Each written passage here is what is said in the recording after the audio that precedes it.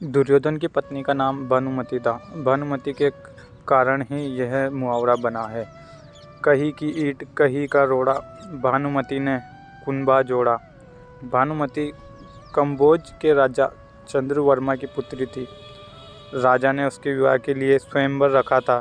स्वयंवर में शिशुपाल, जरासंध, रुक्मी, वर्क और दुर्योधन और कर्ण समेत कई राजा आमंत्रित थे।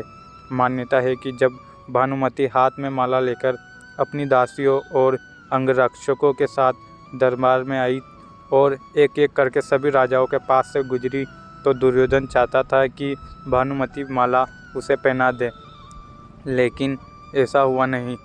दुर्योधन के सामने से आगे बढ़ गई भानुमति, तब दुर्योधन ने उसके साथ से माला झपटकर खुद ही अपने गले में डाल ली। सभी राजाओं ने तलवारें निकाल ली। दुर्योधन ने जब योद्धाओं से कर्ण से युद्ध की चुनौती दी, जिसमें कर्ण ने सभी को परास्त कर दिया।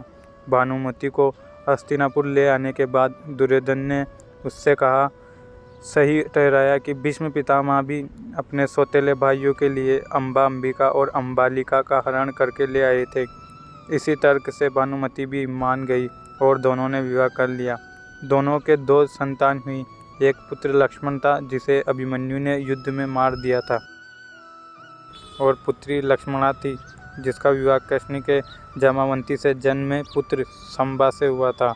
कहते हैं कि भानुमति का कर्ण के साथ अच्छा संबंध हो चला था।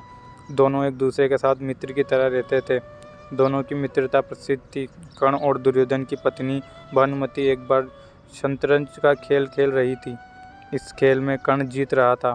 तभी भानुमति ने दुर्योधन को आते देखा और खड़े होने की कोशिश की।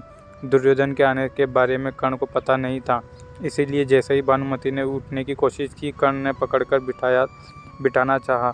भानुमति के बदले उसके मोतियों की माला कर्ण के हाथ में आकर टूट गई।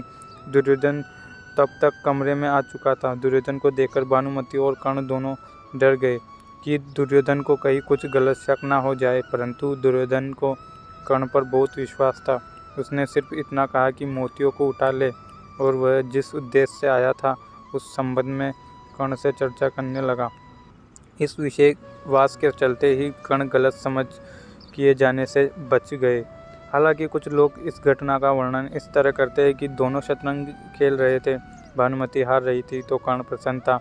इतने में दुर्योधन के आने की आहट हुई तो भानुमति साहस ही खेल छोड़कर उठने लगी। कर्ण को लगा कि वह हार के डर से भाग रही है, इसीलिए उसने उसका आंचल झपटा। आंचल अचानक ही की गई इस हरकत से भानुमति का आंचल फट गया और उसके सारे मोती भी वही बिखर गए। ऐसे ही समय कर्ण को भी दुर्योधन आता हुआ दिखाई दिया। दोनों शर्म से मरे जा रहे थे और उन्हें डर सता रहा था कि अब दुर्योधन क्या समझेगा। जब दुर्योधन निकट आया तो दोनों उससे आँख नहीं मिला पा रहे थे।